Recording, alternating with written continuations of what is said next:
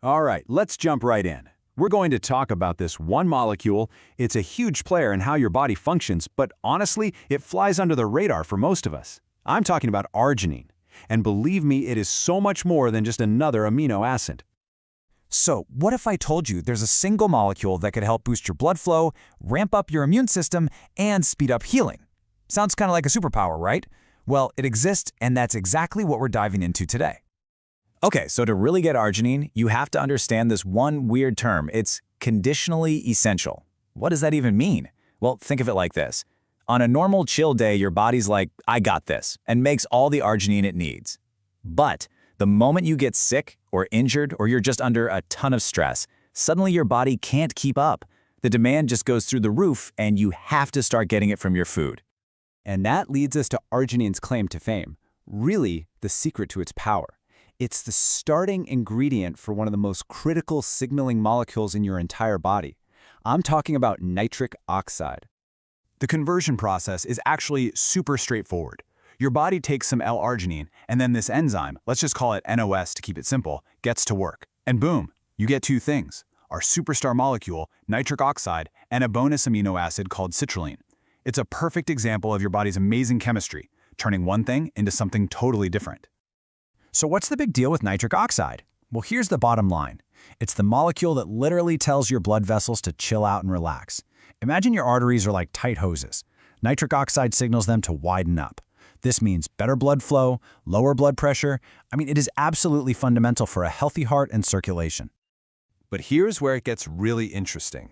The story of arginine is not just about nitric oxide, not by a long shot. You should think of it more like a major traffic hub or a central train station in your body, with tracks heading off in a bunch of different super important directions. So, at this hub, arginine has choices. It has 4 main fates. It can go down path 1 and become nitric oxide for your vascular health, or it can take path 2 and help get rid of toxic ammonia through the urea cycle. Path 3, it turns into creatine, giving your muscles that quick burst of energy. And finally, path 4 leads to polyamines, which are all about cell growth and repair.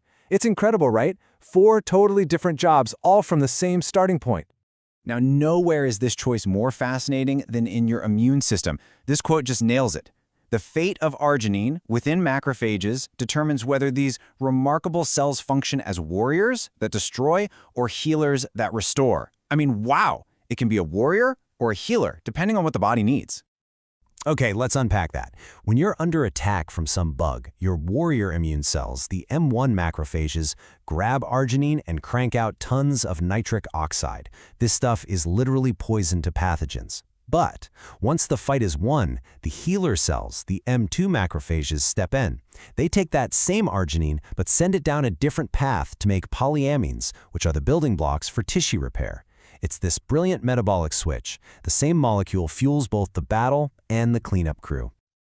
Okay, so by now you're probably thinking, this stuff is important. How do I get it? That's the perfect question. So let's talk about where you find it and some smart strategies for making sure you've got enough.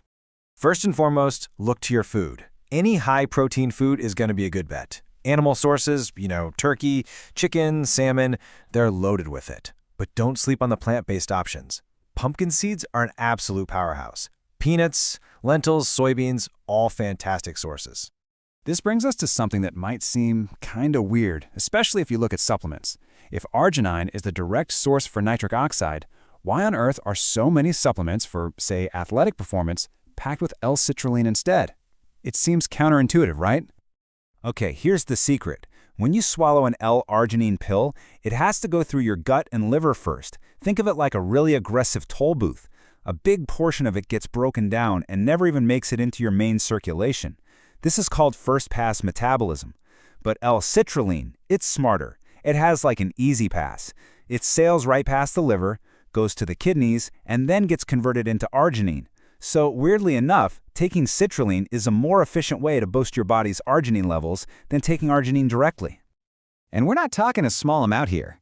Get this, roughly 60% of the arginine you take by mouth can be lost before it even has a chance to work. 60%! That's a huge reason why that backdoor route through citrulline is so popular for anyone trying to maximize their nitric oxide levels. So if you're thinking about supplementing, Here's a very general roadmap. For just everyday health, you're looking at these lower doses.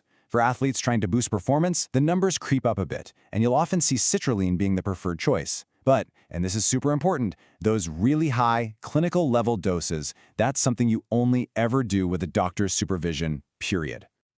All right, before we finish up, we got to talk about a few important things to keep in mind. Because look, anything this powerful in the body needs to be handled with respect, especially when you're talking about high-dose supplements.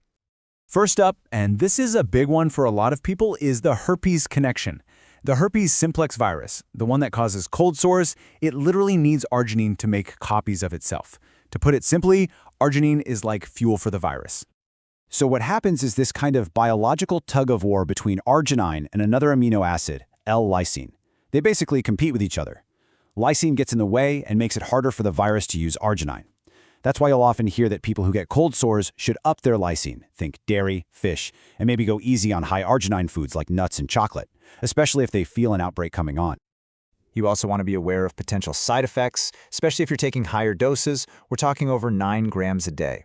It can cause some digestive upset, bloating, that kind of thing. And since we know it relaxes blood vessels, you have to be careful if you already have low blood pressure. And finally, it's generally a no-go for anyone who's had a recent heart attack. Okay, so we've covered a lot of ground. What's the big idea? What's the one thing you should walk away with after all this? Here it is. Arginine is so much more than just a simple building block. It's the master regulator. It's the central hub that connects your circulation, your immune system, your energy factories, and your detox pathways.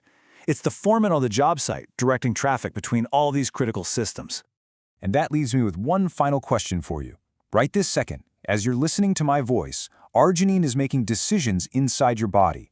Is it in warrior mode, fighting something off? Is it in healer mode, repairing tissue? Is it creating energy or taking out the trash? Think about it. What do you think this master regulator is up to in your body right now?